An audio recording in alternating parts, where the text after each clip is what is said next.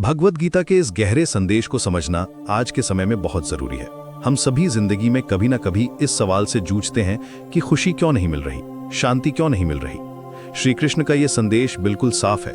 हमारे दुख का असली कारण बाहरी परिस्थितियां नहीं है, बल्कि हमारा अंदरूनी नजरिया है। जब हम बार बार परेशान होते हैं तो वो इसलिए नहीं कि दुनिया गलत है, बल्कि इसीलिए कि हमारा मन अशांत है। आज की भागदौड़ भरी जिंदगी में हम सभी यही गलती करते हैं।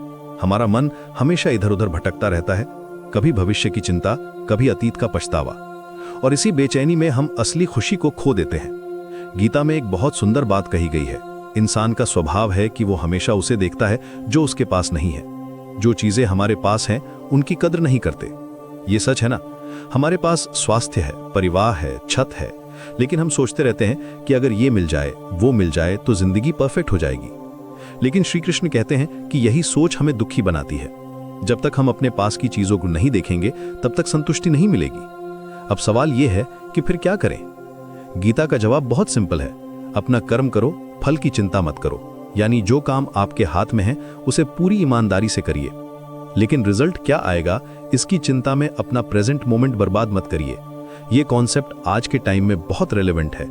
हम जॉब करते हैं, बिजनेस करते हैं, पढ़ाई करते हैं, लेकिन हमेशा रिजल्ट के बारे में सोचते रहते हैं। प्रमोशन मिलेगा या नहीं, मार्क्स अच्छे आएंगे या नहीं, प्रॉफिट होगा या नहीं। इसी टेंशन में हम अपना काम भी ठीक से नहीं कर पाते।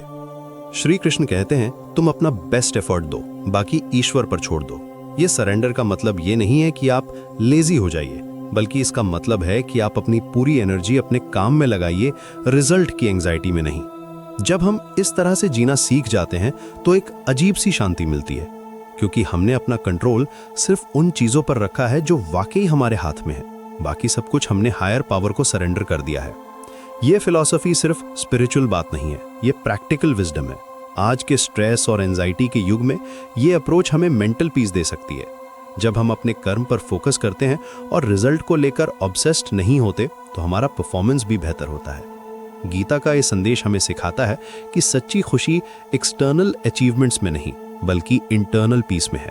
और ये पीस तभी मिलती है जब हम अपने कर्म को पूरी डेडिकेशन से करें और फल को ईश्वर पर छोड़ दें।